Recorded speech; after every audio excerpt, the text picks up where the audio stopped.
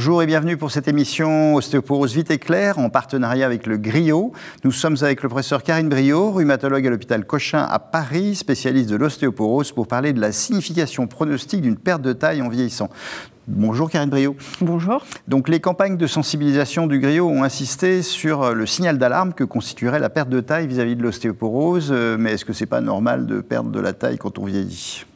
Alors, c'est normal de perdre de la taille quand on vieillit. Il y a des données chez les femmes de plus de 50 ans qui montrent qu'on perd en moyenne 4 cm au cours de sa vie.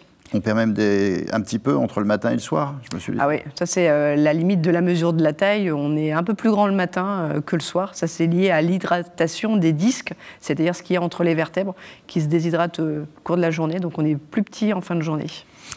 Et alors, à partir de quelle valeur on considère que cette perte de taille devient suspecte ? En fait, cette perte de taille, elle nous intéresse dans la prise en charge de l'ostéoporose parce que quand elle est importante, elle peut être le signe de la présence d'une fracture de vertèbre qui donc pourrait témoigner de la présence d'une ostéoporose. Donc il faut enlever ce message de penser que la perte de taille égale ostéoporose. Perte de taille peut être un signe de fracture vertébrale. Et c'est significatif quand on a perdu par rapport à la taille maximale de sa vie, qu'on estime donc être à 20 ans, 4 cm.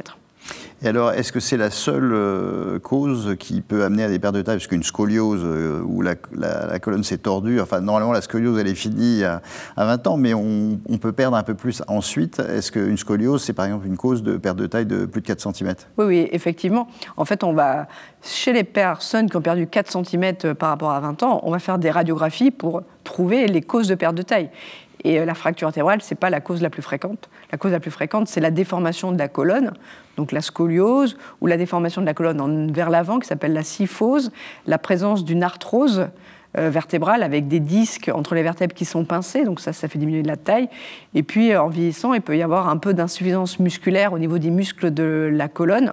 Et donc ça aussi, ça peut contribuer à la perte de taille. Et souvent, c'est plusieurs facteurs chez la même personne qui contribuent à la perte de taille.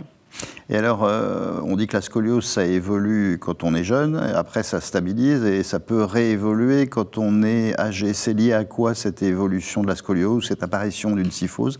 C'est lié à des déformations des vertèbres liées à leur fragilité ou c'est lié à d'autres paramètres ? En fait, on peut avoir effectivement une aggravation en vieillissant de ces déformations qui peuvent être liées à une fracture de vertèbre. Donc c'est pour ça qu'on mesure la taille pour voir s'il y a une fracture de vertèbre. Et quand ce n'est pas une fracture de vertèbre, ça peut être lié au pincement des disques, à l'arthrose et à l'insuffisance musculaire. Donc c'est important de le dépister parce que si ça évolue, de toute manière, on peut mettre en place une activité physique, une rééducation, et puis surtout ne pas passer à côté de la fameuse fracture vertébrale qui est un signe d'entrée dans une ostéoporose sévère. Alors après, les médecins, quand il y a déjà des déformations vertébrales, ils peuvent se poser la question d'une fracture vertébrale devant une déformation vertébrale, mais déformation qui peut se voir dans le cadre d'une scoliose ou d'une kyphose. Comment est-ce qu'on fait la différence ? Alors ça, c'est très difficile, parce que parfois la déformation vertébrale liée à la scoliose, ça se confond avec une déformation vertébrale de fracture. Donc ce qui aide vraiment, c'est le suivi des radios, parce que la façon dont apparaît l'anomalie, on se dit, non, la déformation était présente il y a 10 ans, bon, ce n'est pas une fracture vertébrale récente en tout cas. Donc il y a le suivi des radios, parfois il y a l'accès à d'autres imageries, comme le scanner ou l'IRM qui peut aider, mais parfois on n'arrive pas à conclure. On peut regarder la radio à 3 ou 4 rhumatologues avec l'aide des radiologues, la moitié ne seront pas d'accord. Donc ce qui est important, c'est le changement. Et donc ça veut dire qu'on a tendance à surveiller les scolioses quand elles sont jeunes. Et est-ce qu'il faut aussi les surveiller avec quelques radios de temps en temps quand elles sont âgées ? En tout cas, c'est important de mesurer les patients, de mesurer l'importance de la déformation de la scoliose cliniquement. Et si le patient est symptomatique, quand même de se poser la question d'une évolutivité de la scoliose et donc de faire des radiographies. Aujourd'hui, il y a des radiographies à basse dose de rayons qui se font en position debout, qui permettent de bien faire ce suivi. Donc il ne faut pas hésiter à faire ce type de radio. Et si on trouve une fracture devant cette perte osseuse de 4 cm, ça veut dire quoi ? Et qu'est-ce qu'il faut faire ? S'il y a une fracture devant cette perte osseuse, se poser la question d'un traumatisme. Accident de la route, chute d'escalade, vraiment des traumatismes importants. S'il n'y a pas ce traumatisme important, c'est une fracture vertébrale potentiellement ostéoporotique. Donc on va rentrer dans l'exploration d'une ostéoporose avec une prise de sang, une ostéodensitométrie. Mais cette fracture vertébrale, c'est le signe d'une ostéoporose sévère, puisque par définition, avoir une fracture vertébrale, c'est témoin d'une fragilité osseuse sévère. Donc le message final, c'est quoi ?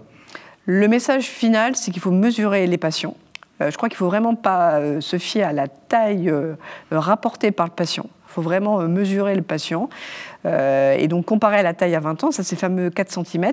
Il y a aussi la mesure de la taille au cours du suivi qui est intéressante. C'est-à-dire qu'on connaît le patient, on le mesure régulièrement tous les ans ou tous les 2 ans, et on constate une perte de taille de 2 cm. Ça peut être le signe de la survenue d'une fracture vertébrale. Donc le message, c'est mesurer les patients. Merci Karine Briot. Je vous rappelle que vous trouverez toutes les informations nécessaires et complémentaires sur le site du Griot, et je vous dis à très bientôt.